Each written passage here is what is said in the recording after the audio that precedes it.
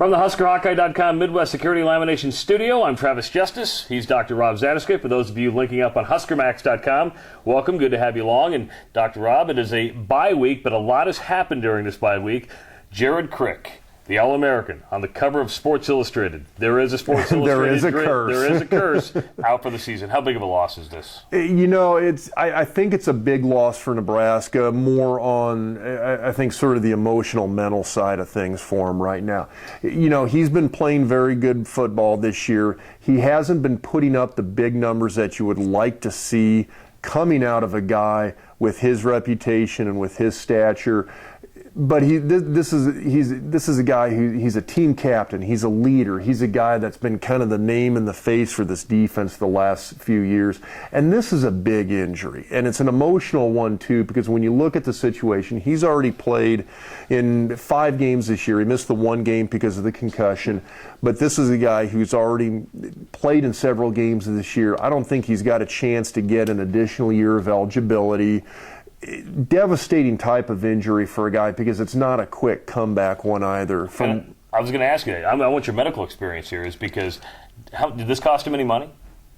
Boy, I think it very well potentially could, and the reason is because it's something that normally is going to require a surgical repair and then a long period of rehab. And this is not a 1 month, a 2 month, a 3 month type of injury.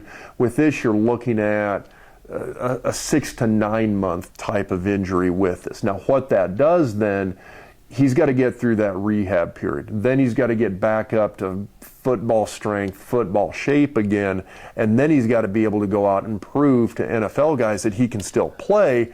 And that time frame we're talking about most likely puts him past the NFL Combine. It puts him past those off-season workouts with the pro teams, and it potentially puts him behind the NFL draft even, in terms of being able to come out and show what he's got. Drop out of the first round?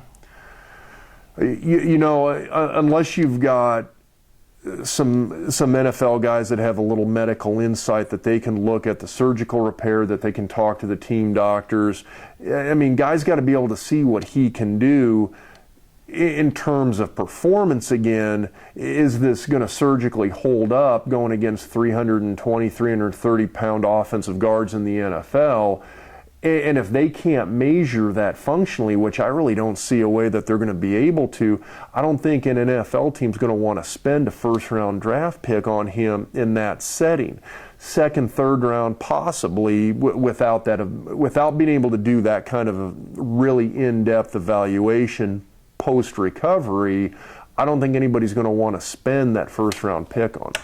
The other subject that everybody's talking about is Taylor Martinez. Of course, had the big game against Ohio State, a little bit of redemption, but Bo Pelini goes off on Dirk Chatelain from the Omaha World Herald in the post-game press conference. A little bit about that. Back in the good old days, we used to get scolded. It's not like reporters have never been scolded, but Dr. Tom Osborne, Frank Solich, Bill Callahan, they would always do it in a private setting. They would let you know that they were upset with you with something you said, something you wrote, but they would do it privately because they didn't want to give it credence to everybody else, and they didn't want to embarrass you. Bo embarrasses Dirk, but then on Thursday, Dirk comes back with a blatant apology. You knew it was coming. It was almost looked like it was forced. Your thoughts behind that whole thing? You know, I hate to see the media, unless they say something that is just very much a very personal attack. It wasn't personal on a player. I didn't think it was personal. In the comments that I saw, I mean, the one thing I can get out of it was that it seemed that he seemed to be saying that Taylor Martinez seemed to be pouty, that he didn't want to answer questions directly. And in my opinion, okay, you know what? You made that observation. In the past, I've seen players, now this is at all levels, college football, pro football, etc. I've seen guys called crybabies. I've seen them called sissies. You name it. I've seen people called far worse than this. And you know what the fact of the matter is? The guy gave a bad interview. It was obvious he didn't want to talk to the media. He didn't want to be there. I understand that, but at the same time, when you sign up to play college football, especially at a place like Nebraska, any remotely major program, you're stepping into that fishbowl, you're stepping in front of that camera, and you're expected to put on there's a media game face as well. You got to go out there, you got to answer the questions, you got to be able to give that information to the media, you got to give it to the fans. People want to hear that information, and in my opinion, that's part of the package. When you sign on to do this, you got to be willing to take a little bit of heat as well. And if you don't go out there and if you don't give a good interview, people are going to call you on it. And so I don't place the blame necessarily on Dirk for saying, hey, the guy gave a bad interview. Let me ask you this, Bo, right or wrong to attack him like that? A lot of people saying he stuck up for his players. But it also, you just came off the biggest comeback in Nebraska history, and that's what gets most of the attention. I disagree with the fact that he came out and talked about what he perceived to be a media problem as opposed to talking about the game.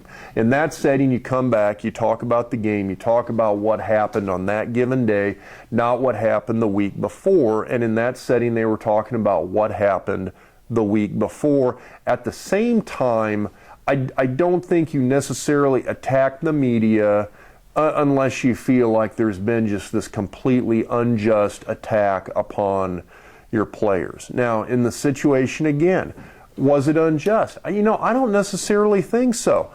The guy gave a bad interview. Dirk called him on it. I don't think that deserved a scolding. At the same time, if players play bad, if coaches coach bad, you know what? The media is going to call him on it. He played bad against Wisconsin. He did not play well against Wisconsin. No, Now again, I think the coaches were asking him to step out of his comfort zone and do things that he does not have the talent or the skills to do. He's always going to go, the kid's going to throw high and behind his receivers 80% of the time. It's just a fact. That's what Martinez is going to do. It doesn't mean that I don't like the guy. You know what? I actually like Martinez as a quarterback. I just want to see him run in the option. I want him to see him run in the power dive plays. I got a bigger problem with the play calling than I do with Martinez himself. But at the same time, if the guy gets criticized, you know what? He's going to get a lot more criticism over the next couple of years. I really don't see him having much of a shot of being an NFL quarterback, but I'll tell you what, if the guy would ever make it to the NFL, he's going to hear a heck of a lot worse from NFL media than he does from the Nebraska media, and I'll be the first to say it. The media here has a tendency, even without the university pressure, the media here has a tendency to coddle the players. They tend to coddle the program to a degree. I was part of it for 20 years. Yeah, you leave Nebraska, it's only going to get worse. And so I think there's already this environment where the program really doesn't get a whole lot of criticism, and I think they got to be open to receiving criticism. I tell you what, there may be criticism next week. The Huskers on the road to play Minnesota, which actually should be an easy game for the Big Red, but nothing's easy, especially when you go on the road in the Big Ten. He's Dr. Rob Zatechka. I'm Travis Justice. We talk to you next week right here on HuskerHawkeye.com as the Huskers get ready to take on the Gophers.